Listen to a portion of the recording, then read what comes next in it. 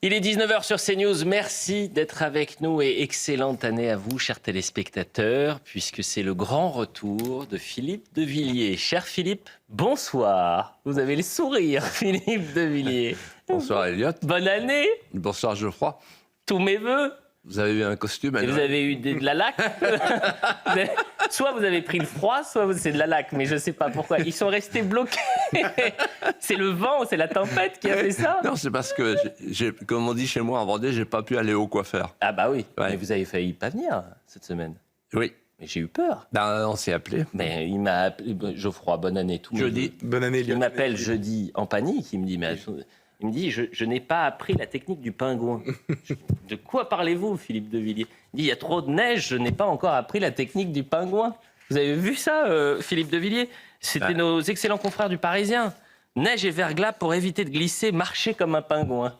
Et donc vous n'étiez pas encore, vous n'étiez pas sûr de pouvoir revenir sans cette technique-là du pingouin. Et en fait, vous savez ce que je me suis dit en lisant ce papier? Allez-y. On est tous des pingouins commandés par des manchots. Eh ben voilà. Mais en Voilà. fait, vous savez que la tempête, elle est venue de Vendée. Ah. Donc je suis venu par la tempête, faute de venir par la neige. Et vous êtes venu plus rapidement que prévu. Et c'est Icare.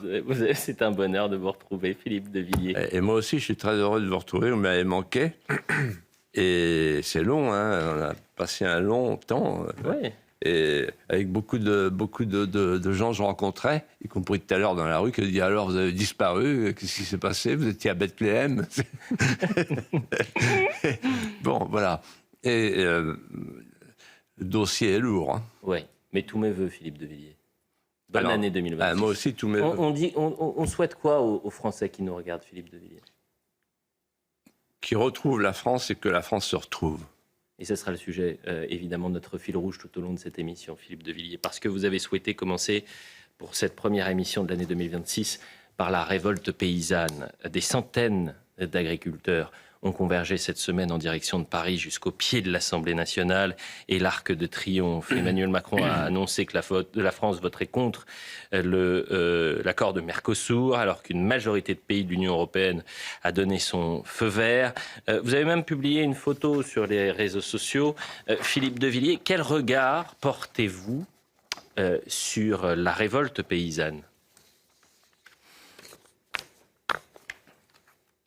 Alors, il y a 3 questions, si on prend de la hauteur, qui se posent ce soir et qui ne sont pas posées, et que je vais poser avec gravité. La première question, c'est la question de la définition d'une nation. Parce que quand j'écoute les commentateurs, les journalistes, les économistes, on n'a pas la même définition de la nation. On a perdu la définition de la nation. Ou bien la nation, c'est une addition de consommateurs, et dans ce cas-là, il n'y a pas de problème. Il faut aller chercher le prix le plus bas.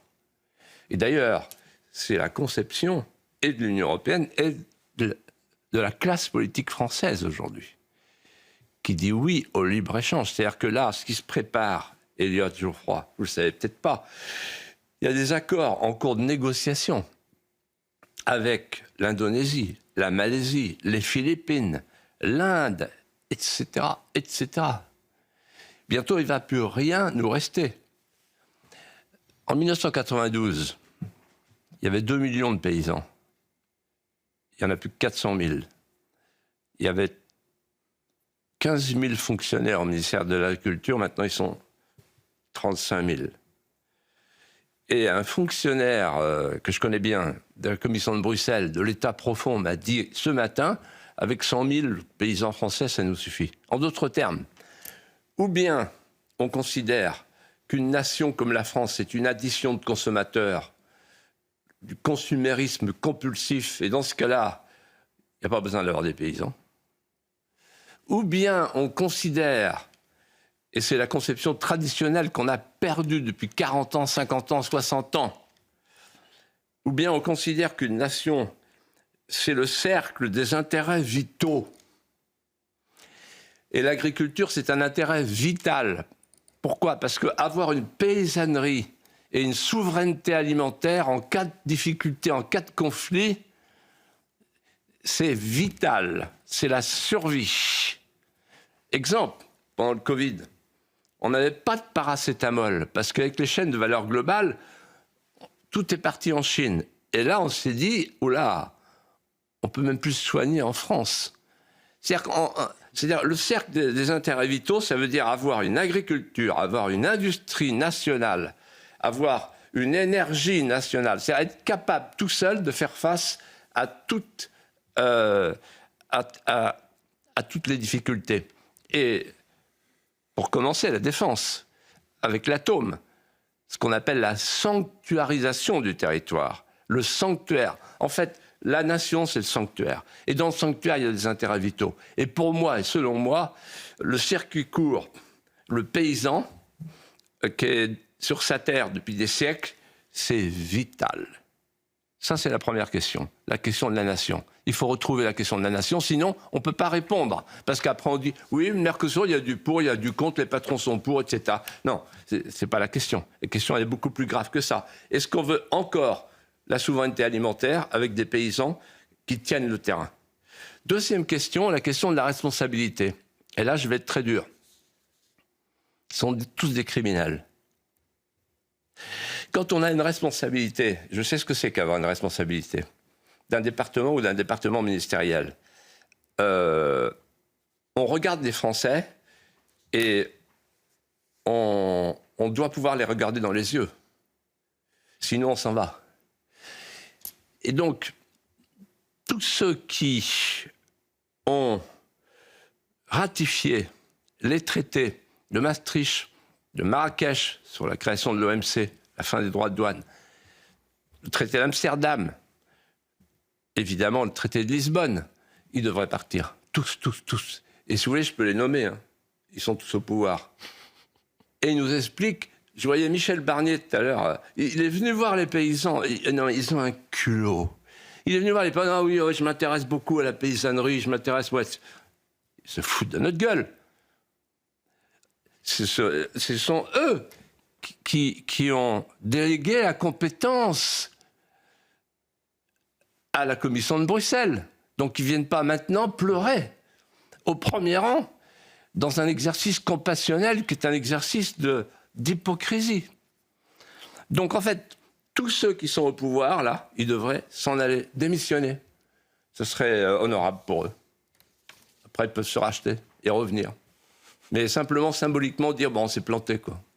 Troisième question, et c'est la plus intéressante et la plus importante, depuis qu'on a appris que Macron a voté non. C'est très intéressant. Pourquoi c'est très intéressant? C'est la question de la souveraineté. Donc on a Macron qui vote non, mais ça passe quand même. Ça veut dire que quand tu n'es plus souverain, tu n'as plus que tes yeux pour pleurer. Pourquoi? Parce que, alors, tout le monde, y compris sur CNews, on entend oui, Macron, c'est dédié, Macron, en fait, il est pour. Mais ce n'est pas la question.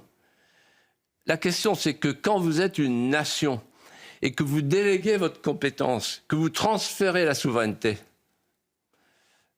eh ben, vous ne pouvez plus rien faire. J'ai dit ici, vous m'avez entendu peut-être trop souvent, j'ai dit ici, quand le pouvoir n'a plus le pouvoir, en citant Saint-Aignan, quand le pouvoir n'a plus le pouvoir, il ne peut plus rien pour vous. Et donc là, les paysans, sur leurs tracteurs, qui nous envoient le message suivant, on est en train de crever, mais regardez-nous crever, parce que vous allez crever après nous. On est les premiers à crever, mais derrière, vous allez tous crever, parce qu'ils s'en foutent des Français. Tous. Et donc, en fait, Macron, c'est une marionnette, Macron. C'est une marionnette de Van der Leyen. Et vous vous rendez compte ce que la France pèse aujourd'hui? Souvenez-vous, 1965-1966. Bon, quand je dis souvenez-vous, c'est une formule pour deux gamins. Bon. Mais il y a des pour la culture générale. En 65, le général de Gaulle dit pas question de cet accord agricole. Chaise vide. Et ensuite, compromis du Luxembourg, c'est-à-dire qu'en fait, ils décident que quand il y a une question essentielle, il n'y aura pas de majorité qualifiée, il faudra l'unanimité. Voilà. Donc, en fait, quand un pays est souverain et qu'il délègue une compétence, à aucun moment, il ne peut déléguer sa souveraineté. Il ne peut transférer sa souveraineté. Et moi, pendant des années, des décennies, quand j'allais dans les salles, quand j'allais voir les Français, et que je leur disais souveraineté, souveraineté, souveraineté, ils disaient « Qu'est-ce que c'est ce truc ?» Là, les paysans, eux, ils ont compris ce que ça voulait dire d'être souverain. Parce que quand tu es plus souverain, tu comprends ce que ça veut dire. Tu es là avec ton tracteur, devant l'Arc de Triomphe. C'est un geste magnifique qu'ils ont fait. C'est même une victoire. Parce que toute la France est derrière eux. Mais c'est une victoire dans la défaite. Et pourquoi c'est une victoire dans la défaite? Est-ce que vous avez compté les hommes politiques qui ont dit depuis 2 jours ce que je vais vous dire maintenant? Il faut partir. Il faut sortir de cette Union européenne. Sinon, on va être broyé. Il y en a beaucoup qui ont dit ça? Non. En fait, tout le monde s'arrange de la politique politicienne, parce qu'ils ont leur poste, ils sont députés européens, voilà. Et donc c'est la raison pour laquelle, d'ailleurs, il y a autant de gens qui regardent dans l'émission, parce que moi je suis libre, et je vous dis les choses que personne ne dit, sauf les paysans sur leurs tracteurs. Eux, ils ont compris. Et c'est pas la première fois que vous dites ça, puisque j'ai retrouvé une archive, Philippe de Villiers. Ah. On est en 1995. À l'époque, d'ailleurs, c'est la campagne présidentielle, et lors de cette campagne présidentielle, vous avez comme boussole la préférence agriculturelle dans vos vœux de campagne. Mais là, j'ai retrouvé un sujet qui était proposé par le service public, qui vous suivait en campagne. Et vous savez, il y avait la pomme avec Jacques Chirac, qui était pourtant appréciée des agriculteurs. Mais vous avez tenté de remettre l'église au milieu du village en disant, certes, on peut aimer les pommes, mais avant d'aimer les pommes chiliennes, il faut peut-être aimer les pommes françaises. Et avec cette idée de l'Union européenne que vous êtes en train de nous vendre, l'agriculture française se meurt. Regardez, on est en 1995. Aujourd'hui, mes parents ont travaillé ces terres que nous n'aurons plus. Je suis désespéré et c'est la faute de l'Europe. La cause de son malheur, ces hectares de pommiers arrachés sur ordre de Bruxelles. La pomme pour les uns, synonyme d'abondance, sauf ici, en Tarn-et-Garonne. Le fruit est amer, n'empêche, Philippe de Villiers en fait son délice. Moi j'ai la mémoire d'un pommier, vous voyez. Un pommier, ça vit longtemps. Et j'ai entendu M. Chirac parler du Munich agricole à propos du GATT et de l'Erhaus. Et comme il prend la pomme comme symbole marketing de sa campagne, ben, en croquant cette pomme du Chili, je lui dis, est-ce que vous avez oublié vos promesses? Et voilà Philippe de Villiers qui raille sans relâche Jacques Chirac, mais aussi Édouard Balladur. Les 2 hommes sont renvoyés dos à dos. Dans leur discours récent, ils ont proposé, ou ils se sont résignés à l'Europe fédérale. Et ce qu'ils souhaitent pour les semaines qui viennent, c'est que ça ne se sache pas. Mais Philippe de Villiers se charge de le dire. Les militants sont ravis, le candidat aussi, avec l'espoir de fixer sur son nom, comme aux européennes, les mécontents de Maastricht. Geoffroy Lejeune. C'était bien le service public à l'époque. C'était clair. C'était plus objectif. Philippe, on est en 1995 dans cette archive. Que s'est-il passé en 30 ans? C'est une bonne question. Je vais vous raconter une anecdote qui me revient en voyant ces images.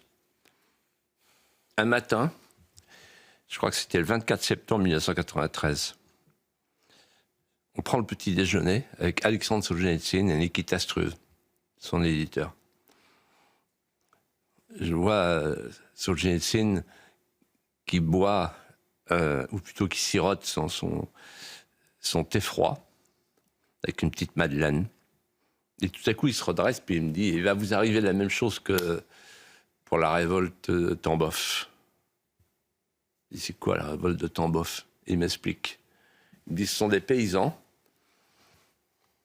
qui étaient attachés à leurs terres, des petits paysans attachés à leurs petits lopins de terre, et qui tentaient de prospérer, de survivre. Et puis, il y avait des commissaires à la mondialisation qui se sont acharnés sur eux, sur ordre des bolcheviks, qui ont dit il faut supprimer les koulaks. On les appelait les koulaks, tous les petits paysans propriétaires de leurs terres, pour les forcer à passer au kolkhoz et au sovkhoz, c'est-à-dire pour qu'ils deviennent des salariés de l'Union soviétique. C'est ce qui s'est passé. Et il m'a dit, vous arrivera la dékoulakisation. Difficile à traduire, avec Nikita Stru, il a traduit. La dékoulakisation. J'ai souvent pensé à ce mot un peu barbare. Et alors là, je réponds à votre question. On a vécu 2 étapes de la dékoulakisation, que j'explique en quelques secondes. Première étape de la dékoulakisation, c'est 1992, 1994, traité de Maastricht, traité de Marrakech. Qu'est-ce que ça veut dire? Ça veut dire que depuis le 25 mars 1957, c'est pourquoi De Gaulle a accepté l'Europe. De Gaulle a accepté l'Europe en disant « Si l'Europe est une Europe agricole, j'accepte l'Europe ». Petite parenthèse, l'Europe est née de l'Europe agricole et elle est en train de mourir de l'Europe agricole, pour avoir abandonné l'Europe agricole. Donc de 1957 à 1992, il y a une communauté qui s'appelle la Communauté économique européenne, le mot est fort, il dit bien ce qu'il veut dire. Une communauté de producteurs et de consommateurs, avec une règle. Si tu veux consommer du lait, tu consommes du lait européen. Si tu veux consommer du miel, tu consommes du miel européen, circuit court. Si jamais on manque de miel, alors on va à l'extérieur. À l'extérieur, il y a un tarif extérieur commun, un cordon douanier très fort qui protège la production agricole européenne. Donc l'idée est double, c'est favoriser la production européenne et 2, favoriser la petite exploitation familiale. Ce à quoi tiennent les hommes politiques, compris Jacques Chirac d'ailleurs, en Corrèze. 1992, on bascule dans un nouveau triptyque. Au lieu de produire, on dit on va consommer. Au lieu de protéger, on dit on va ouvrir. Au lieu d'exporter, on dit on va importer. Voilà le nouveau triptyque. Pourquoi? Parce que les élites mondialisées dans toute l'Europe, à commencer par la France, et c'est là la responsabilité très grave de la classe politique, de la classe dirigeante française. Les élites mondialisées ont fait un choix, sans le dire, sans l'exprimer publiquement, c'est en fait de déléguer notre alimentation sur le marché mondial, en considérant qu'il fallait aller au prix le plus bas et qu'il fallait en même temps éradiquer ce que m'avait dit Solzhenitsyn. Sur la révolte de Tambov, il m'avait dit ils ne veulent pas de l'indépendance d'esprit, les soviets. Et c'est ça qui me fait penser à Tambov, et qui me fait repenser à Tambov. Les élites mondialisées ont vu une belle occasion d'éradiquer l'indépendance d'esprit, parce qu'un paysan, c'est l'indépendance d'esprit incarnée. C'est le pacte nuptial de l'homme et de la nature. Ça, c'est la première étape de la dékoulakisation. Mais il y a une deuxième étape, plus récente, 2020-2021. Le Green Deal, avec le fameux commissaire Canfin, là, de la ferme à la fourchette, qui impose, souvenez-vous, un plan de décroissance. C'est-à-dire qu'on gèle des terres et on diminue la production. C'est officiel. Avec 2 échappées pour l'avenir. Première échappée, on remplace les produits naturels par les produits de synthèse. Tout à coup, il y a Moscovici de la Cour des comptes qui s'en mêle et qui dit qu'il y a trop de vaches parce qu'elles pètent. Allez, on a vu là, dans la neige, les vaches qui pètent, ça fait du CO2. Oui. C'est réchauffement climatique. Bon. Et deuxièmement, conclure des accords de libre-échange. Et je répète que les paysans ne sont pas au bout de leur peine, parce qu'en ce moment, là, le prochain traité, c'est l'Inde. C'est pas rien. Hein. Mercosur, à côté, c'est rien. Hein. Et l'Indonésie, c'est pas mal non plus. Donc en réalité, on a basculé dans un système où la paysannerie européenne, et en tout cas française, devient quasiment inutile. Et moi, je dis ceci. Les crises agricoles ne sont pas des crises agricoles. Je dis à tous les urbains, à tous les citadins qui regardent tout ça d'un œil distrait, regardez les tracteurs. Ils sont en train de vous passer le message suivant. Les crises agricoles sont des crises de civilisation. Elles nous précèdent. Des crises de civilisation, pourquoi? Parce que ça touche au devenir du peuple historique et que la population agricole en est la quintessence. C'est-à-dire que, en fait, les paysans tiennent le terrain, ils tiennent les sources de la vie. Je parle souvent du jardin de paradis, là, l'enluminure du XVe siècle. Les jardiniers du jardin de paradis, ce sont les paysans. Et comme j'ai dit dans un tweet hier qui a eu un certain succès, quand nos prairies seront vides, remplies de chardon, elles seront à ce moment-là protégées, abritées, entretenues par qui? Pas par les paysans, par les Khmers verts du Green Deal. Alors vous me direz, que faire? Il faut refaire une agriculture nationale, française. Ce que vous proposiez dès 95. Exactement. C'est-à-dire qu'en fait, pourquoi? Parce que moi, je ne reproche pas aux Allemands d'avoir des voitures à vendre, je ne reproche pas à l'Italie d'avoir sa politique. Chaque nation a ses intérêts vitaux. J'y reviens. Nous, on paye 28 milliards de contributions nettes. Donc, si vous voulez, au lieu de payer 28 milliards de contributions nettes, on décide de refaire une agriculture nationale. Voilà, je le dis pour la première fois officiellement. Et il y a des gens qui le disent, comme Florian Philippot, mais dans le milieu politique classique, personne.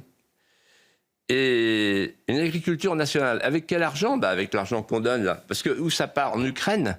Oui, au lieu d'aider l'Ukraine, on pourrait aider les paysans français. C'est pas une mauvaise idée, non? Vous ne trouvez pas? Voilà.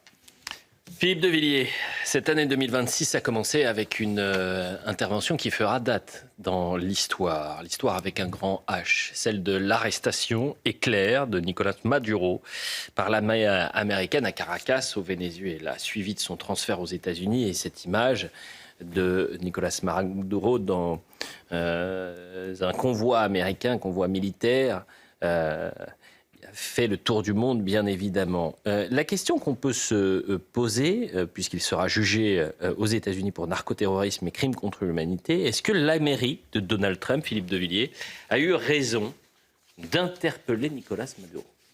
Oui. Pourquoi? Elisabeth Burgos, qui est une historienne vénézuélienne, qui a été... je crois, l'épouse de Régis Debray, qui était un homme d'une grande puissance intellectuelle. Elle a écrit un papier dans le Figaro que j'ai trouvé excellent, en disant, ben voilà, on parle de souveraineté. C'est quoi la souveraineté? C'est la souveraineté du peuple. Là, on est devant un gouvernement Maduro qui n'est pas un gouvernement légal. Tout est truqué. Ce sont des imposteurs. Ce sont des mercenaires qui ont mis en coupe régler un narco-État. Mais allons plus loin. Ceux qui parlent du droit international ne connaissent pas le droit international, pour beaucoup d'entre eux, les hommes politiques français. Pourquoi? Parce que dans le droit international, il y a deux registres. Il y a le registre interétatique, on n'est pas dans ce cas-là. Il y a un deuxième registre, c'est le registre du droit pénal international. Le droit pénal international, c'est quand on est en face d'un crime international, à portée internationale. Et dans ce cas-là, pardon du mot un peu complexe, il y a l'irrélévance de la qualité officielle. C'est-à-dire que la fonction de celui qui est poursuivi ou mis en accusation, ciblé, n'est pas une fonction protectrice. C'est la jurisprudence de Nuremberg, en fait. On peut prendre des exemples, vous les connaissez. En 1960, l'affaire Eichmann, quand Eichmann est extrait d'Argentine, pour être soumis à un juge, personne ne dit rien. C'est la jurisprudence Nuremberg. Quand Klaus Barbie est extrait de Bolivie, personne ne dit rien. Quand Pinochet est extrait de Londres pour être jugé, personne ne dit rien. Et je vais plus loin. Si on avait pu kidnapper Hitler en 1938, ça aurait été une bonne chose, non? Ah, c'est illégal au regard du droit international, d'accord, mais quand il s'agit d'une guerre préventive et d'une guerre de légitime défense, et pourquoi je vous dis ça? Parce que dans le même temps, là, vous avez vu ce qui s'est passé à Marseille avec la boutique Orange, là. Vous avez vu? Bon, on parle du narcotrafic en France. Tous les hommes politiques disent « Oh là là, narcotrafic, comment on va s'en sortir, etc. » Mais là, on a affaire à un narcotrafiquant de haut vol. Non pas que le Venezuela soit une terre de fabrication de cocaïne, mais c'est par la côte vénézuélienne que tout part pour l'Europe, pour arriver au port du Havre, au port de Rotterdam, au port d'Anvers. Donc, tous ceux qui sont contre le narcotrafic devraient se réjouir qu'il y ait au moins un État qui dise « ça suffit le narcotrafic ». Et il faut couper la source. Voilà. Et donc, c'est la raison pour laquelle je pense que cette opération est légitime. Pardonnez-moi, mais il me vient quelque chose à l'esprit. Quand je vois les hommes politiques français qui disent la Charte des Nations Unies, il faut, pour le Venezuela, pour l'Ukraine, pour le Groenland, respecter la Charte des Nations Unies, c'est-à-dire, il détaille, c'est-à-dire la souveraineté, l'intégrité territoriale et l'inviolabilité des frontières. C'est formidable parce qu'on appelle à faire pour les autres ce qu'on est incapable de faire pour soi-même. La souveraineté, on l'a transférée, on le voit avec le Mercosur. L'intégrité territoriale, on l'a vidée d'elle-même, on l'a vidée de sa substance économique, industrielle, agricole. Et quant à l'inviolabilité des frontières, on accepte l'immigration invasive tous les jours. Il n'y a plus de frontières. Donc c'est extraordinaire de voir les hommes politiques qui réclament pour les autres ce qu'ils se savent incapables de faire pour eux-mêmes. Et pensez-vous qu'avec cette affaire, nous sommes à la veille ou au moment d'un point de bascule de la grande histoire? Oui, je pense que le coup de main de Caracas est un coup d'accélérateur. Mais c'était commencé avant, mais on ne l'avait pas vu. En fait, il y a eu deux temps successifs dans l'histoire des relations internationales, du droit international et de l'équilibre des nations. Je me souviens très bien, le 9 novembre 1989, en regardant Rostropovitch qui jouait du violoncelle, et je voyais les hommes politiques émus qui accouraient et qui répétaient « Nous allons toucher les dividendes de la paix ». Un nouvel ordre mondial se met en place. C'est la paix perpétuelle par le doux commerce. Il se précipitait sur Fukuyama, c'est la fin de l'histoire. En fait, il pensait que la paix perpétuelle allait s'établir sur 3 éléments. D'abord, le libre-échangisme avec les chaînes de valeur globale qui allaient créer des liens inextricables interdisant la guerre. Ensuite, le multiculturalisme qui allait créer un monde unifié, interculturel, multiculturel, chassant les identités récalcitrantes et les rendant inutiles. Et troisièmement, le multilatéralisme, c'est-à-dire l'idée d'un état de droit international qui allait gérer les conflits à la place des nations elles-mêmes. Donc plus de nations, plus de frontières.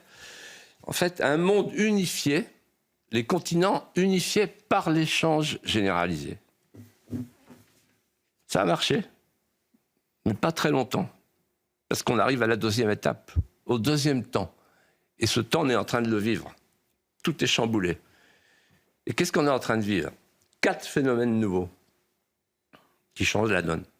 Premier phénomène nouveau, le retour des États-puissances. le retour des logiques de puissance, le retour à un ordre néo-westphalien, pour parler comme Kissinger. C'est-à-dire, en fait, les Américains voudraient reprendre le gros bâton de Theodore Roosevelt pour régler le problème de l'Amérique. Les Turcs rêvent de l'Empire ottoman. Les Iraniens rêvent de l'Empire perse. Et les Russes rêvent de l'accès aux mers chaudes. Deuxième phénomène nouveau, c'est le partage du monde en zones d'influence, avec 3 zones d'influence qui mutualisent le droit de veiller sur leurs étrangers proches. C'est-à-dire qu'il y a la doctrine Monroe pour l'Amérique, l'hémisphère occidental, comme dit Trump. Il y a la doctrine Catherine II pour Poutine, qui a ses mérites, puisque la Crimée était russe, du temps de Catherine II. Et puis il y a, pour la Chine, Taïwan, avec évidemment le risque de calfeutrer les semi-conducteurs, dont l'Occident a un grand besoin. 3 zones d'influence, avec qui poussent derrière les BRICS, le Sud global, qui prend sa revanche sur le traité de 1494, traité de Tordesillas, qui avait partagé le monde par un méridien entre les Portugais et les Espagnols. Donc c'est la grande revanche du Sud global qui aspire à un nouvel ordre mondial post-occidental. Troisième phénomène nouveau, d'une importance incroyable, c'est l'effondrement du système institutionnel. L'ONU, la CPI, l'OMC, l'OMS, ça c'est fini. Ce sont des institutions qui n'ont plus de portée, elles ne sont plus obéies, elles ne sont plus écoutées. Et puis le 4e phénomène, il nous intéresse directement, c'est le trou noir de l'Europe. Pourquoi ? C'est très important ce que je vais vous dire. Parce que l'Europe a été conçue, vous savez, Barroso, le fameux commissaire Barroso, disait l'Europe, c'est une sorte d'empire non impérial. Bravo, effectivement. Elle a été conçue, l'Europe, non pas à partir d'une ambition à la puissance, mais à partir d'une règle, la concurrence. La concurrence libre et non faussée. Et ça change tout. Pourquoi ? Parce qu'elle a été dessinée comme un corpus juridique, comme un ensemble post-politique, post-territorial, post-national, post-historique même, sans être gouverné par les États et avec un fédérateur extérieur à l'Amérique. Eh bien, l'Europe est en train de payer cette erreur de conception. Elle est balayée, soufflée par l'histoire. Et j'ajoute, pour conclure, que la seule manière pour nous d'échapper à la prédation du monde qui vient, c'est le retour au souverainisme, c'est le retour à la souveraineté, c'est le retour à l'identité, c'est le retour à la nation. Et je repense en cet instant, en vous disant ça, à un mot de Charles Pasqua, en 1999, qui me disait en me tapant sur le genou, « Tu sais, Philippe, ce qu'une nation ne fait pas pour elle-même, personne ne le fera jamais à sa place. La nation, la souveraineté ou la mort. » Philippe de Villiers, parlons de la guerre à présent. Le président français Emmanuel Macron, le Premier ministre britannique Keir Starmer et le président ukrainien Volodymyr Zelensky ont signé mardi une déclaration d'intention sur le déploiement d'une force multinationale après un cessez-le-feu en Ukraine. Perspective qui pour l'instant reste lointaine. Plusieurs milliers de soldats français pourraient être déployés pour maintenir la paix en Ukraine après la signature d'un cessez-le-feu avec la Russie dans le cadre du déploiement de cette force multinationale, force de réassurance, c'était la formule employée si je ne m'abuse, de la coalition des volontaires. Écoutez Emmanuel Macron, c'était cette semaine. Et donc nous avons planifié sur la base d'un format d'armée volontariste, 800 000 hommes, les entraînements, les capacités et l'ensemble des moyens pour que cette armée puisse dissuader toute nouvelle agression.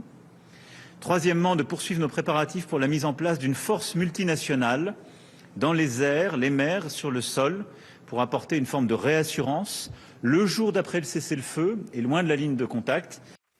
Geoffroy Lejeune. Philippe, que pensez-vous de la décision d'Emmanuel Macron d'envoyer des soldats français en Ukraine après le cessez-le-feu? C'est une folie.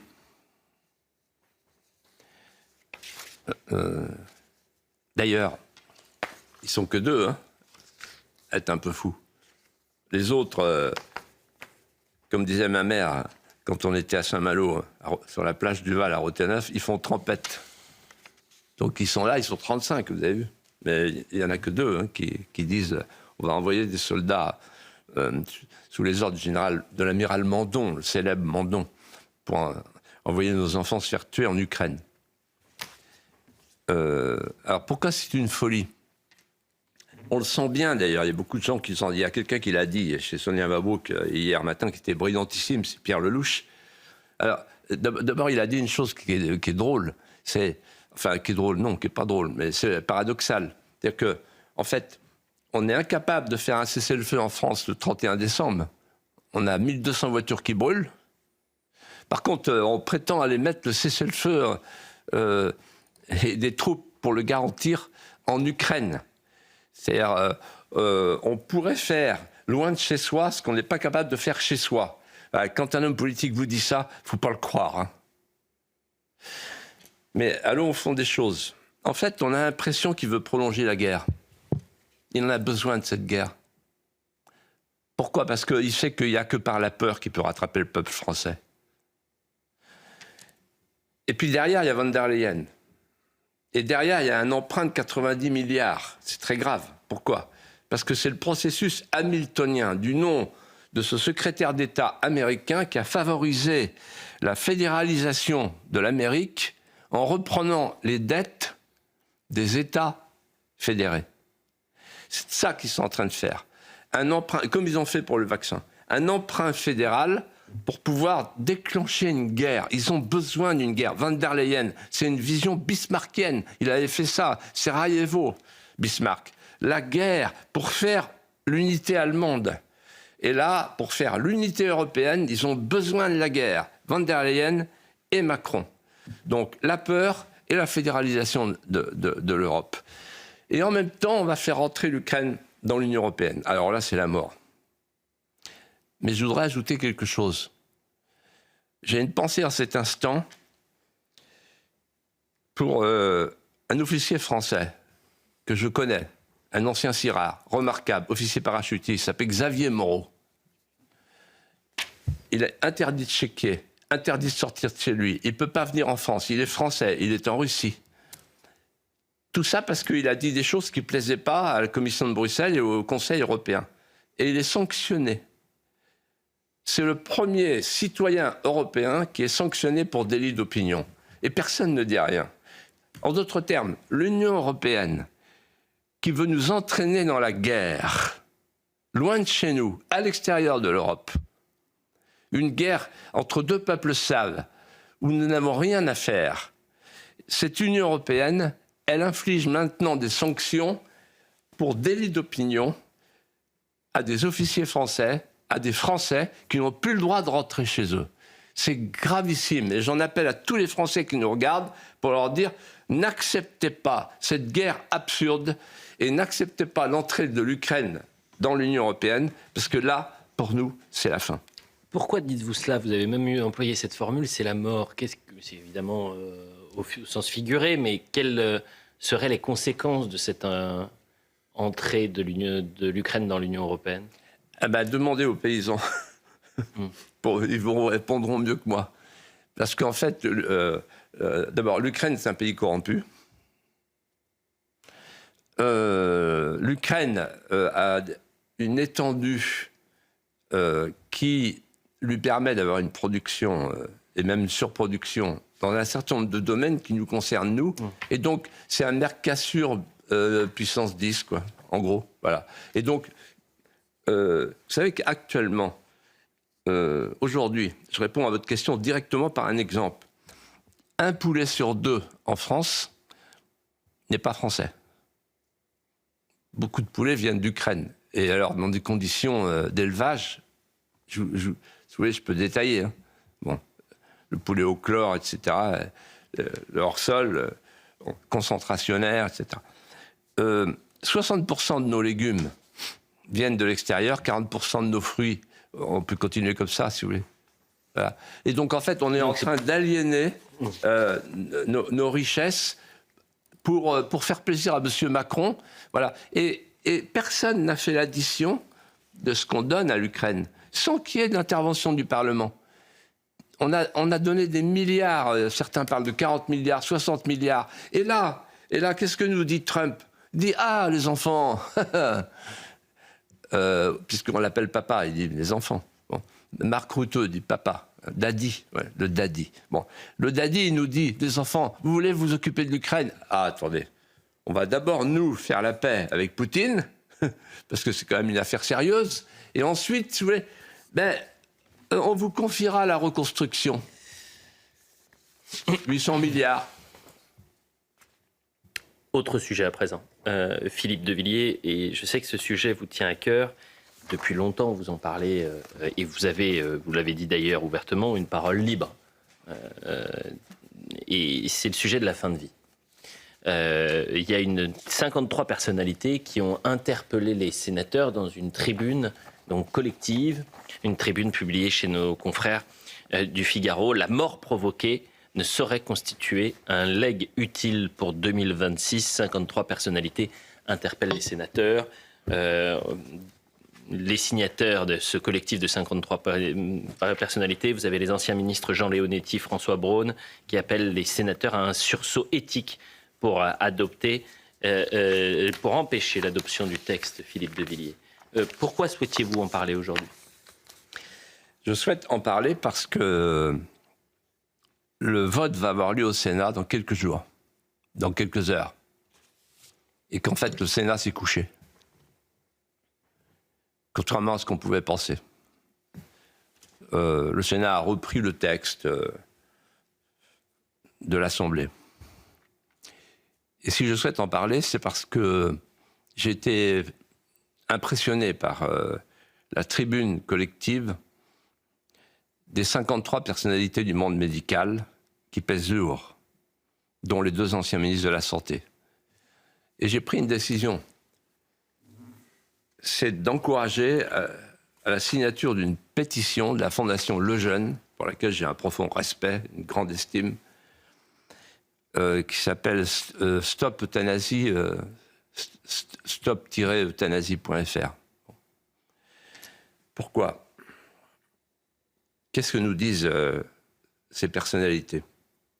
2 choses. Premièrement, nous sommes à la veille, écoutez-moi bien, chaque mot est pesé, d'un basculement éthique majeur. Et deuxièmement, c'est un mensonge, ce qu'on nous vend, parce que les Français ne sont pas pour l'euthanasie et le suicide assisté, ils sont pour les soins palliatifs, comme l'a montré un sondage courageux de la Fondapol, publié par le journal Le Figaro, le lundi 15 décembre dernier. Les Français sont majoritairement opposés à l'euthanasie, au suicide assisté, et largement favorables à ce que l'ensemble des départements français soient dotés de soins palliatifs. Alors maintenant, allons au fond des choses. Parce que ce que je vais vous dire, personne ne le dit autre part.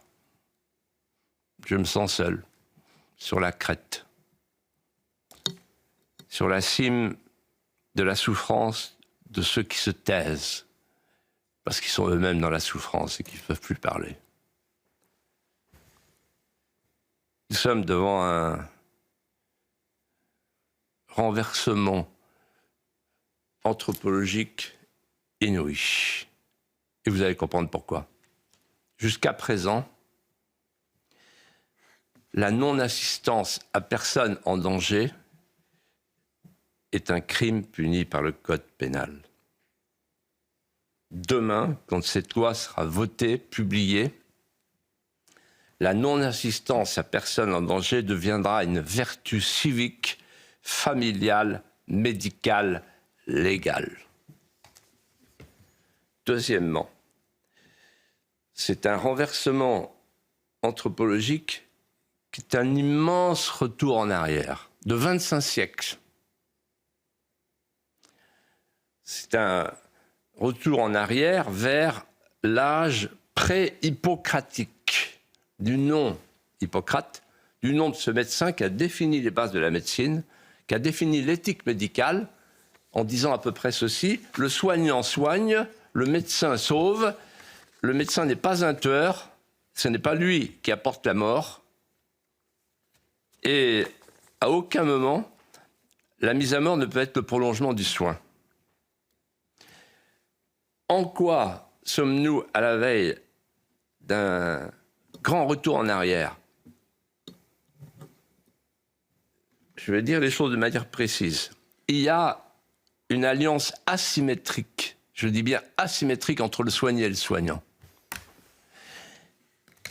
qui repose sur un acte de confiance ineffable. Cet acte de confiance ineffable ne peut souffrir aucun soupçon. Voilà donc que, avec le Sénat, puis ensuite le retour à l'Assemblée, on prépare un fait nouveau, un événement majeur pour la société française, le crime d'euthanasie va devenir légal. On pourra tuer son enfant, on pourra tuer son patient, on pourra tuer son parent. La mise à mort sera le prolongement du soin, et il suffit de faire un petit voyage, l'Oregon, le Canada, la Belgique, pour voir que, naturellement, ça ne s'arrête pas aux fins de vie. Et d'ailleurs, on est devant un tissu de mensonges, avec l'euphémisation orwellienne. On nous parle de fin de vie, mais en même temps, à l'Assemblée, ils ont bien expliqué que tous les incurables, les handicapés, les maladies chroniques étaient concernés. Donc c'est un mensonge de parler de fin de vie. Loi de fraternité, tuer n'est pas fraternel, sauf à vivre dans une société barbare, tribale. Et puis, parler de aide active à mourir, c'est un mensonge. Et vous savez pourquoi ils n'osent pas parler d'euthanasie et de suicide assisté? Parce que ça a déjà été pratiqué ailleurs. Et voilà le cœur du problème. C'est qu'en fait, nous sommes sur la route de l'eugénisme. Qu'est-ce que c'est l'eugénisme? C'est la sélection de l'espèce, la sélection de la race, la sélection humaine pour aller vers l'enfant parfait, vers le vieillard parfait. Et ça a été pratiqué par une loi du 14 juillet 1933 qui a ainsi libellé: les personnes incurables auront droit à une mort miséricordieuse. Oh, qu'en termes galants, ces choses-là sont dites. Et donc, en fait, là, on ne tue plus au nom de je ne sais quelle considération médicale, on tue au nom de la compassion, on tue au nom du bien. Nous sommes devant un changement de repère, c'est-à-dire, en fait, le sens du bien et du mal est inversé, même inverti. Et je pense souvent à la phrase de Bernanos qui dit « La civilisation moderne n'est qu'une conspiration universelle contre toute forme de vie intérieure. » Alors moi, en cet instant, j'ai envie de lancer un appel à toutes les autorités morales, spirituelles, politiques, à toutes celles et tous ceux qui ont une responsabilité dans la société, aux sénateurs, qui sont les premiers concernés, à Bruno Retailleau. On s'est battus ensemble. Il a dit l'autre jour dans une émission, ma langue maternelle c'est l'économie. Non, sa langue maternelle c'est la vie. On s'est battus pour la vie. Et je lui dis, continue à battre pour la vie. Tu ne peux pas laisser faire ça au Sénat. Il ne faut pas que le Sénat se couche, il faut que le Sénat se dresse. Parce que pendant que nos paysans meurent, pendant qu'on euthanasie les vaches, on se prépare à euthanasier le petit homme, l'homme. Macron restera dans l'histoire comme quelqu'un qui aura inscrit la préférence pour la mort dans la Constitution et qui s'apprête, c'est son dernier geste, pour que cette année soit utile, dit-il, à euthanasier ceux qui ne correspondent pas au modèle de la Startup Nation. C'est un scandale absolu. Vous verrez que dans 100 ans, ou plus tard, cette bande-là, cette bande, ce texte, ces images, ils ressortiront. Mais ce sera trop tard, pour nous. Mais en tout cas, je leur ai dit. Et je ne voulais pas mourir avant de l'avoir dit. Et c'est la ligne de cette émission, c'est la parole libre. Voilà. Parole qui peut... le modérateur que je suis aurait pu vous dire le parallèle que vous avez fait est un parallèle qui peut choquer, peut-être excessif. Mais c'est la parole libre, et je me permets évidemment... Oui, alors je sais que... Oui, alors, je me suis demandé, parce que maintenant vous vous auto-modérez parfois. Oui, alors... Vous faites appel au Saint-Arcom plus rapidement que moi, vous le dégainez plus vite. Donc vous vous rendez compte là, de ce qu'on est en train de se dire là? Oui, c'est lourd. Vous êtes en train de me dire... oui, mais attention quand même, parce que l'Arcom, parce que sinon on va être interdit, parce que sinon Philippe de Villiers va être interdit d'antenne, parce que sinon... Je préfère en sourire. Et puis, non mais attendez, on est là pour quoi là? On est là pour dire la vérité aux Français. Et vous savez, je vais vous dire un truc sur l'Arcom, la vérité ne triomphe jamais, mais ses ennemis finissent toujours par mourir. Vous êtes revenu en pleine forme, Philippe de Villiers. Oui. Et je sais à quel point... Oui, parce que moi, je ne viens pas là pour des prunes, je ne viens pas là pour manger des pommes, je ne viens pas là pour... Ça, vous l'avez fait en 95. Voilà. Je viens là pour dire des choses que personne ne dit. Et c'est pour ça que vous les dites, et c'est pour ça que cette émission marche, Philippe de Villiers. Voilà. Il nous reste... Et vous savez, la phrase de Seran, on commence à vieillir lorsqu'on se contente des ennemis qu'on a sous la main. Et c'est pour ça que vous êtes terriblement jeune. J'aurais aimé vous parler d'une toute dernière information qui vient de tomber, et l'expert... L'homme qui a eu 1000 vies, et notamment une vie politique, pourrait me traduire ce que je lis d'un média de confiance, label de confiance, qui nous vient de l'agence France Presse. Le Cornu a demandé au ministère de l'Intérieur de préparer d'éventuelles législatives aux dates des municipales. Ils ont bien compris que la motion de censure, il pouvait tomber. Et si motion de censure votée à l'Assemblée nationale la semaine prochaine, si le gouvernement tombe, c'est dissolution. Donc il y a un vrai point de bascule la semaine prochaine à l'Assemblée nationale. Je me trompe? C'est formidable, oui. Formidable. L'Arcom va rien dire. Je n'ai pas à vous modérer. Philippe de Villiers, je voudrais vous... Et c'est vous qui avez décidé ça, évidemment. Vous voulez parler de Brigitte Bardot. Oui. Brigitte Bardot, elle vous avait rendu hommage il y a 2 ans, 1 an et demi, pour son anniversaire. Elle avait été interviewée par nos confrères de Valeurs Actuelles. Elle avait dit « J'ai de l'espoir en pas grand monde. » Si, Philippe de Villiers. Je l'aime beaucoup.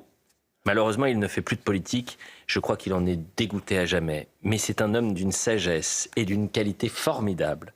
La seule personne, à mon avis, qui pourrait sauver la France, c'est lui, Philippe de Villiers. Elle nous a quittés. Des suites d'un cancer le 28 décembre à 91 ans. On a été bouleversé évidemment par les obsèques cette semaine à Saint-Tropez. Vous voyez ces images qui nous parviennent. Quel message vous souhaitez adresser à Brigitte Bardot? Je suis triste parce que j'aimais beaucoup Brigitte Bardot depuis longtemps. On se connaissait bien. Depuis 1986, quand je l'avais accueillie au ministère de la Culture. On avait beaucoup parlé et on s'est jamais abandonné. On a eu un moment délicat sur la protection des animaux quand on a mis des fauves au Puy du Fou au stadium, mais la parenthèse a été fermée. Ce que je voudrais vous dire, en fait, en forme de confidence, puisqu'on n'est que tous les trois, c'est que moi, j'ai eu la chance dans ma vie de connaître 2 personnalités, 2 stars, 2 légendes vivantes du cinéma, Alain Delon, Brigitte Bardot. Et je puis témoigner qu'ils s'aimaient l'un et l'autre et que même ils s'éblouissaient mutuellement. Alain Delon était là, vous pouvez voir sur les images, à ma première heure de vérité. La fameuse émission de France 2, 1991, pour me soutenir. Puis ensuite, il est revenu au Puy du Fou. Il a même joué dans la Ciné-Scénie. Oh. Oui, un soir. Quant à Brigitte Bardot, elle suivait notre émission jusqu'à ces temps-ci. Et elle m'envoyait des petits messages, dont certains sont passés dans des entretiens avec la presse. Tenez bon, il faut sauver la France. Avec les deux, sans qu'ils se concertent, nous parlions des arts de la scène. Et les deux avaient la même expression, avec les mêmes mots. Aujourd'hui, il n'y a plus d'acteurs, il n'y a plus que des comédiens. Et les deux disaient la même chose. Un acteur, c'est un état, un comédien, c'est un métier. Et ils ajoutaient, en lançant la même question, sans se concerter, où sont les metteurs en scène d'antan ? Et en fait, les deux s'envoyaient des compliments que je recueillais au passage. Alain Delon me dit un jour, Brigitte Bardot, c'est Vénus qui sort de sa conque de Botticelli. Un canon esthétique parfait. Et Brigitte, elle, me disait, le samouraï, c'est mon alter ego. C'est un monument historique. Un monument historique. Ensemble, on parlait de la France tuméfiée, mais ardente. On parlait du temps qui ronge. On parlait de la foule dégradante. Et on parlait aussi du mot de Madame de Staël, le deuil, la gloire et le deuil éclatant du bonheur. Et il arrivait que l'un et l'autre fendent l'armure, entr'ouvrent non seulement son cœur, mais son âme. Vous noterez d'ailleurs, c'est curieux, et moi ça m'a toujours frappé, j'ai parlé avec les deux de ce sujet, ils ont tenu à mourir avec leurs animaux de compagnie. Ils avaient tous les deux une dévotion pour la Sainte Vierge. Et tous les deux, ils ont fait une chapelle. L'un à Douchy, Alain, et l'autre à la Garrigue, Brigitte.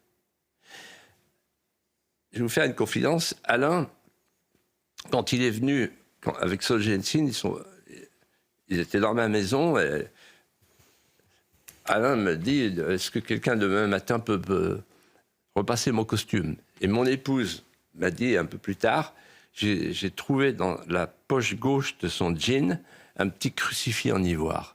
Et là, je me suis souvenu que souvent, Alain mettait la main comme ça dans sa poche, sa main gauche. Et en fait, c'était une manière discrète, pudique, échappant aux lumières du monde, de dire quelque chose, non seulement sur cette terre, mais dans l'au-delà.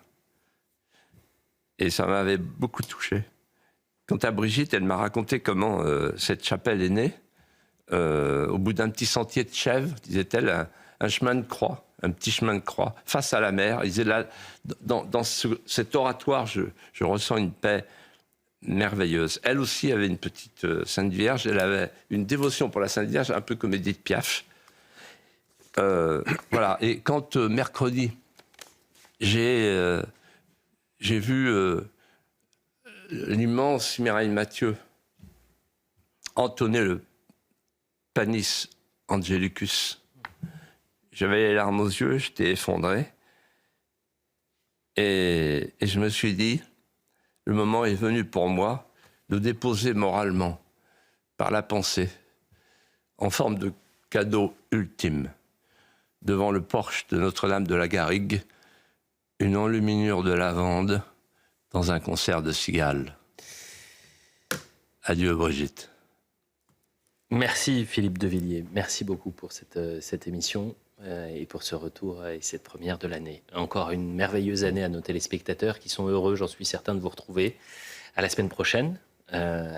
Geoffroy, Philippe, restez avec nous puisque dans un instant nous reviendrons sur cette actualité qui est peut-être un tournant. Peut-être que la semaine prochaine nous parlerons dissolution et nouvelles élections législatives. Est-ce que je peux faire des vœux pour CNews ? En 10 secondes. Oui. Et il faut que CNews continue, comme vous le faites tous, vous êtes magnifiques, à être la chaîne de la parole de vie. Eh bien, écoutez, on continuera. Et je dis à tous les spectateurs et à tous les Français, si vous cherchez la parole de vie, c'est ici qu'elle est délivrée. Merci Philippe de Villiers. Rendez-vous dans un instant pour l'heure des Pro 2.